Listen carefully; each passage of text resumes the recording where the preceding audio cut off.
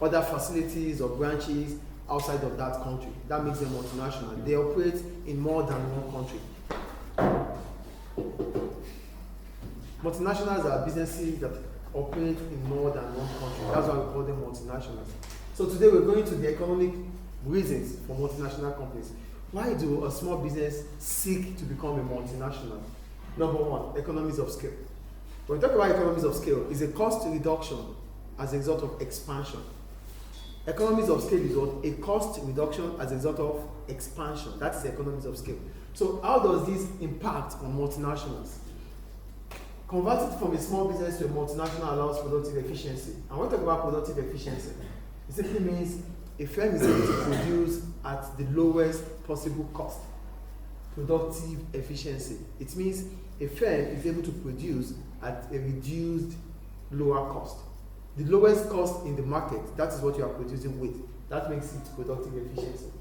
So a multinational allows productive efficiency as the fixed cost of production can now be shifted or splitted, on each output produced, leading to a fall in the average cost of production.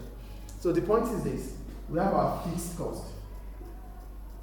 These are our fixed cost. Yes or no? At 0, we're still going to pay this. At 1, we're still going to pay. At 2, we're still going to pay. At 3, we're still going to pay. But as soon as our output increases, we are now going to be able to split this fixed cost into each unit. If you are producing one output, so what we're talking about is here, when you produce 0, better be here please.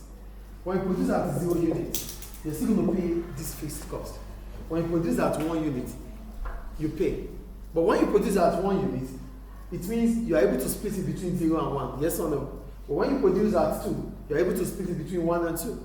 So as soon as you produce more, your fixed cost starts reducing too. Your fixed cost will remain the same without output.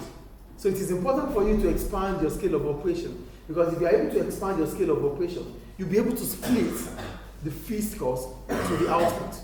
And that reduces the fixed cost on each product produced. Does it make sense here or not? Fixed costs are costs that do not change as output changes. But what happens with our fixed costs?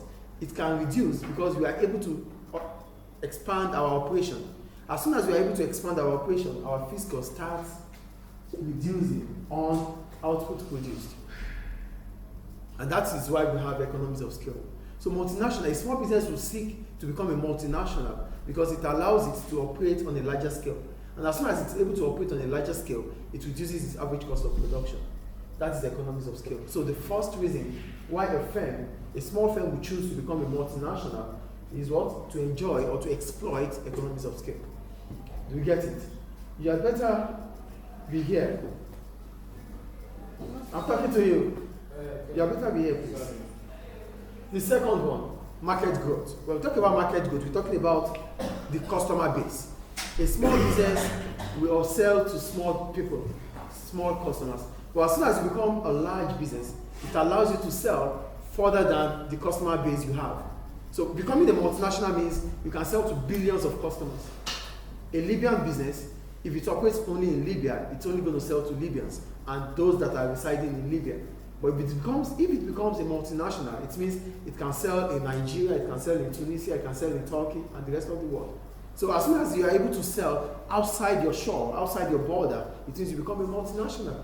So another reason why a small business will seek multinational, to become a multinational, is because it can increase its customer base.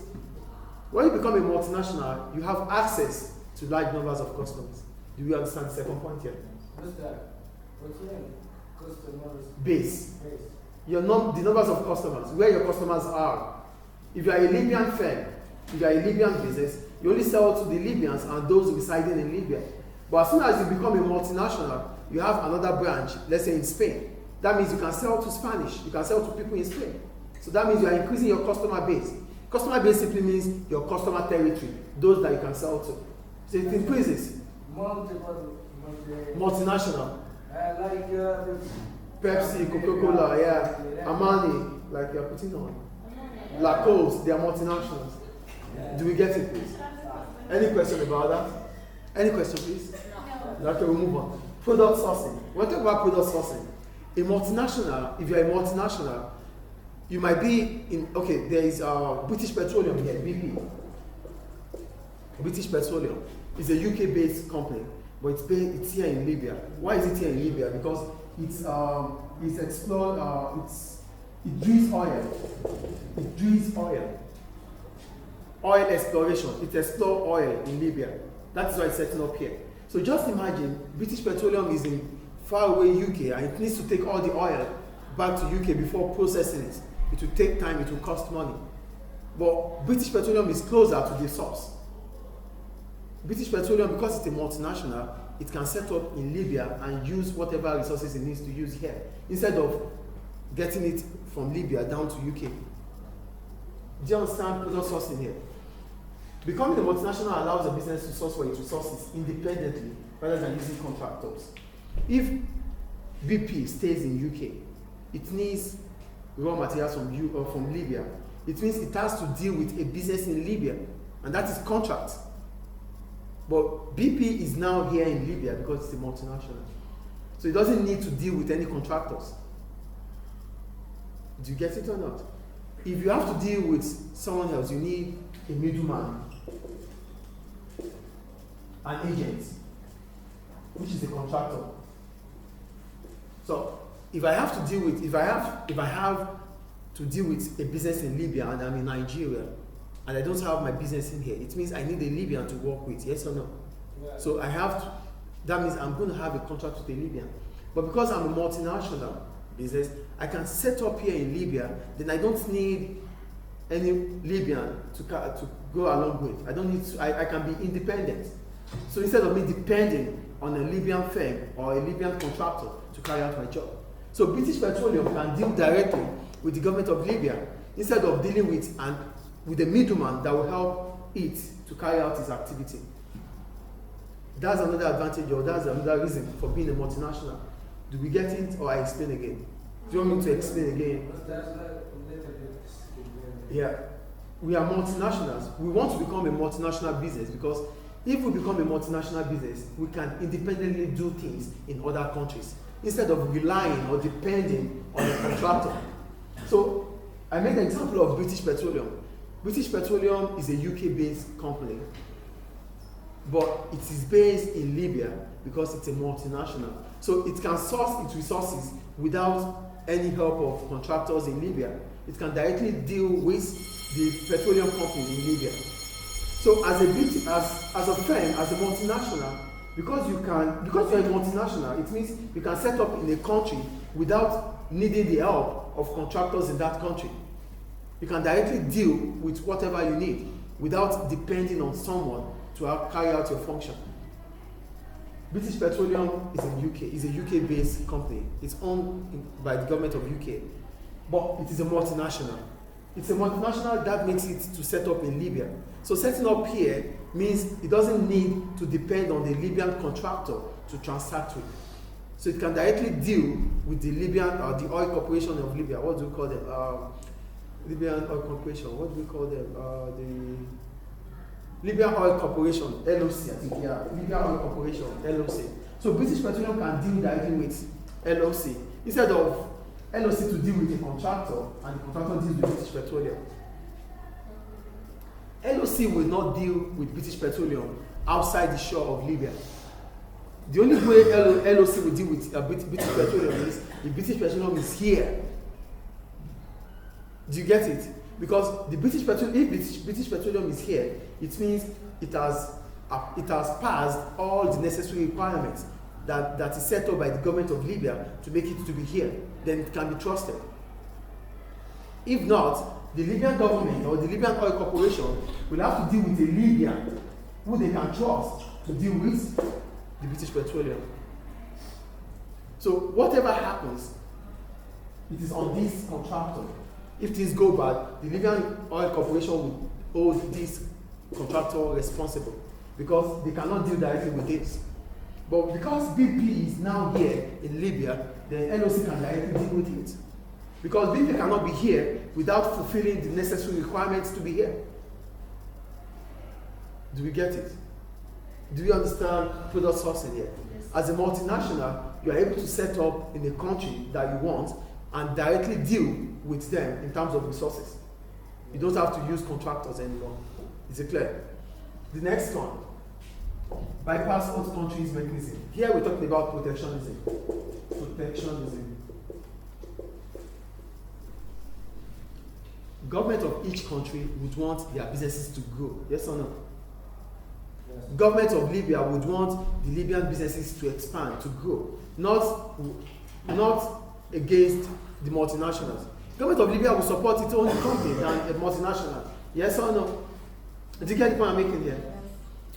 If government of Libya wants to protect the domestic firms in Libya, it has to ensure that multinationals do not come to have edge over them. So if a business, if there's Libya Cola, not Coca-Cola, there's Libya Cola, for example. If we have Libya Cola, the government of Libya would promote it than Coca-Cola. Do you get the point I'm making here? Because the government of Libya wants Libya Cola to be worldwide too. So, but setting up a multinational here means the government of Libya would not be able to stop Coca-Cola because the government of Libya has allowed it to be here. So the only way the government of Libya would allow Coca-Cola, Pepsi-Cola, and all these multinationals to set up here is if they are able to use a lot of Libyans at their workplace. Do you get the point here? Yeah. There's protectionism. The government of Libya would want to protect its own firms so that they can grow and become multinationals too. Not at the detriment of multinationals. If multinationals come into Libya and they take over the Libyan market, it's not good for the Libyan government. Because multinationals will go, they will take the profit they make, they repatriate it back to their host country. So that is why the government of Libya will protect its own businesses. So there's always going to be discrimination against multinationals. So the only time you will be able to bypass discrimination by the host country or the host government is by ensuring that you employ locals at full capacity. So the Libyan government would not discriminate against a multinational. If the multinational is using a lot of resources from the locals, you employ a lot of Libyans, maybe 70% of your employees are Libyans, you pay your taxes. So all these things will have a positive impact in the Libyan environment or the Libyan economy. So that is the only time the government of Libya will not discriminate for you, towards you. Do you get the point I'm making here? Yeah. So here, you are, yes? Okay. You can, the only way you can bypass, you can stop the government of Libya from discriminating against you is by ensuring that you allow a lot of Libyans to benefit from your operation. That is the point I'm making here. Isn't it in every country? What? Doesn't that happen in every country? Sure, yes, every country. Sorry. Every country. Okay, you want to allow a multinational to take over your country? No. So every country will protect its own resources. Libya, anywhere, you have to protect it. Did you get the point I'm making here? Every country, Nigeria as a country would protect its own businesses. So for multinationals to set up in Nigeria, it simply means it's employing a lot of Nigerians at work too. So it is everywhere. And the last one, limit transport cost. Sourcing for raw materials from a different country increases the cost of those firms, unlike setting up a multinational closer to the raw materials and converting them in the host nation to sell for the customers. If you are a multinational that does maybe manufacturing, that is the secondary sector, right? Secondary sector of the economy. Secondary. So, if you manufacture goods, you convert raw materials into finished goods. Most developed countries, they have businesses, but they do not have raw materials, they do not have resources, yes or no? So they have to come to Africa for resources, isn't it? They do come to Africa for resources, yes or no? So instead of coming down to Africa to transfer these resources down to them, they are setting up here to reduce their cost of production. So they produce here, and because they can produce here and sell here than importing the raw materials from here before exporting it back for sale. That increases their cost of transportation. So as a multinational, you can set up in a country where the resources are there, it becomes cheaper, then you convert it from there.